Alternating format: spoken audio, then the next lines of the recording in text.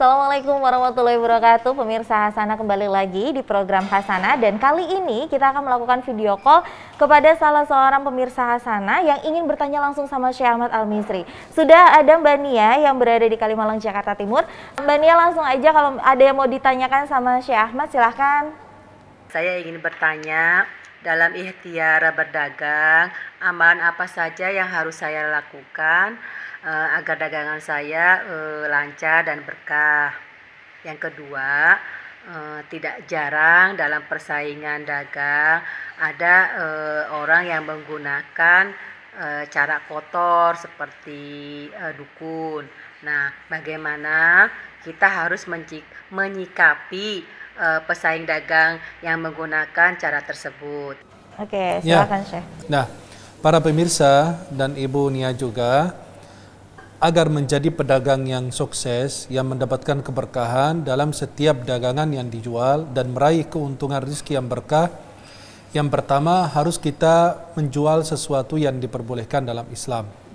Jangan sampai kita menjual sesuatu yang haram, apalagi sampai tergoda dengan keuntungannya. Keuntungan dapat, tapi berkahnya nggak dapat. Uangnya dapat, tapi pahalanya hilang. Maka kita ini sebagai muslim dan muslimah patuh kepada aturan Allah Subhanahu wa taala dalam memilih dan menjual sesuatu yang diperbolehkan. Yang kedua, tidak boleh kita curang ya dalam menjual barang tersebut. Yang ketiga, mencari keuntungan yang wajar. Jangan sampai membebani sebembeli atau memanfaatkan situasi, apalagi di saat pandemi ini banyak orang memanfaatkan, seperti yang kita dulu di awal pandemi, masker contoh.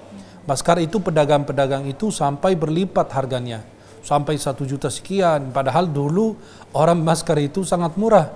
Maka mereka memanfaatkan alasan bahwa itu dari pabrik, padahal mereka itu punya stok. Itu jadi sayang sekali. Yang begitu harus kita hindari, jangan berusaha mencari kesempatan dalam kesempitan. Kemudian Ibu Nia juga harus mempelajari pasar. Pasar itu seperti apa, bagaimana kita menjual, apa yang kita harus jual. Dan Rasulullah SAW bersabda, rahimallahu rajulan samhan idza ba'a wa idza ishtara wa idza iqtada. Semoga Allah memberikan rahmatnya kepada seseorang pedagang, penjual ya, yang apabila melakukan penjualan dengan baik, dan apabila dia membeli dengan baik, dan apabila dia menagih dengan cara yang baik dan penuh dengan kemuliaan.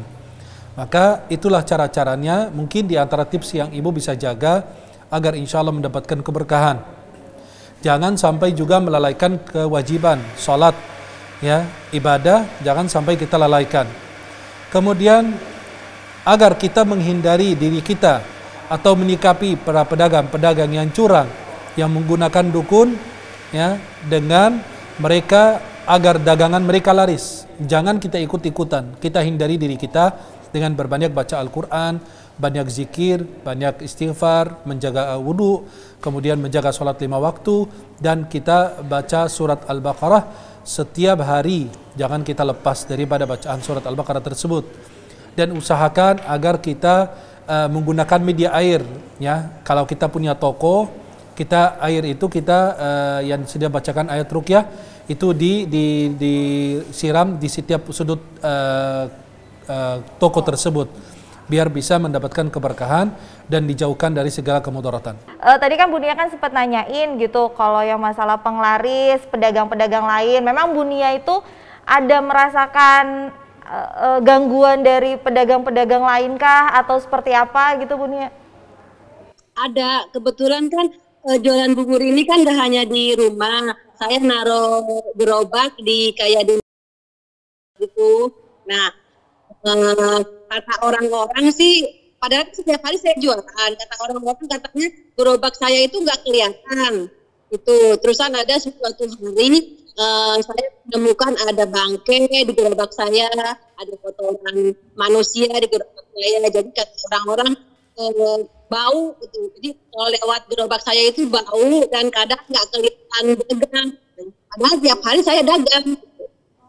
Makanya dengan hal ini bagaimana ini menyikapinya, harus bagaimana gitu. Ya, kalau gerobak ibu nggak kelihatan berarti ada orang menutupi ya pintu rezeki ibu agar tidak dilihat oleh orang lain. Maka yang kita lakukan, bubur itu sebelum dimasak, ya, itu ibu gunakan air, media air dituangin di situ sebelum masak, ya, digunakan dalam memasak, ya, seperti surat Al-Fatihah, ayat Al-Kursi, surat Al-Ikhlas, surat Al-Falaq, dan surat An-Nas. Ibu bisa berusaha untuk menjaga bacaan-bacaan tersebut, kemudian dituangkan ke masakan. Kemudian ibu usahakan untuk membersihkan sebersih mungkin, semaksimal mungkin ibu sebelum gerobak itu bergerak dari rumah menuju ke tempat ibu akan dagang, ya. Kemudian kalau bisa ibu siram air ruqyah di dalam gerobak tersebut, ya, siram air ruqyah. Dan orang yang dagang atau yang jual usahakan untuk menjaga wudu dan baca ayat Al-Kursi lebih dahulu. Gimana Bu Nia? Udah cukup jelas Bu jawabannya Bu? Jelas. Ya udah, semoga dagangannya semakin lancar ya Bu Nia ya, kalau kayak gitu. Amin. Iya, assalamualaikum Bu Nia. Terima kasih Kakak. Waalaikumsalam warahmatullahi Nah, wabarakatuh. ini saya jadi penasaran kan, rezeki itu kan katanya sudah ditentukan sama Allah. Tapi tadi Syekh bilang mungkin rezeki ibu mau ditutup sama orang lain. Itu kalau kayak gitu gimana? Bukan Syekh? ditutup total, tapi kayak dihalangi gitu, kayak ada tabir sehingga orang mau beli nggak bisa. Tapi semua takdir Allah akan berjalan. Hanya mereka berusaha menutupi, tapi Allah pasti akan memberikan jalan keluar. Ma yaftahillahu linnas min rahmatin fala mumsikalah. Kalau Allah bukakan pintu rahmat, nggak ada satupun yang bisa menahan. Wa ma yumsik fala mursila lahu min ba'di wal azizul hakim. Kalau Allah menahan rahmat dari sebagian kaum, tidak ada satupun yang mampu menurunkan rahmat tersebut kepada mereka. Maka itu adalah orang-orang jahat, ya, berusaha untuk menghalangi orang lain meraih keberkahan rezeki atau meraih rezeki. Padahal cuma hanya beliau jualan bubur, bukan di tempat-tempat toko yang besar-besaran dan lain. Itulah orang iri, ya. Maka ada dua orang yang kita susah percaya sama mereka. Yang pertama orang hasud, yang kedua orang berdusta. Susah kita percaya sama mereka. Nah, Syekh, kan ini tadi kan juga Bu Nia kan membahas tentang penglaris gitu. Banyak orang yang dagangannya dipakein penglaris sampai akhirnya laris manis, rame terus, padahal bisa jadi mungkin masakannya biasa aja. Kalau kayak gitu sebenarnya itu memang sudah rezeki yang ditakdirkan sama Allah, dan rezeki itu bisa jadi keberkahan tersendiri untuk mereka atau seperti apa sih, Syekh? Rezeki sudah diatur oleh Allah, tapi tergantung kita meraihnya dalam cara yang baik dan cara yang buruk. Orang menjual sesuatu yang haram, apakah dia bilang rezeki? Tidak. Ya, itu adalah usaha dia untuk mencari rezeki tapi dengan cara yang tidak benar. Menjual sesuatu yang diharamkan. Maka kalau dia menggunakan pelaris dan lain sebagainya biar dagangannya laku dan lain, itu permainan dengan dukun.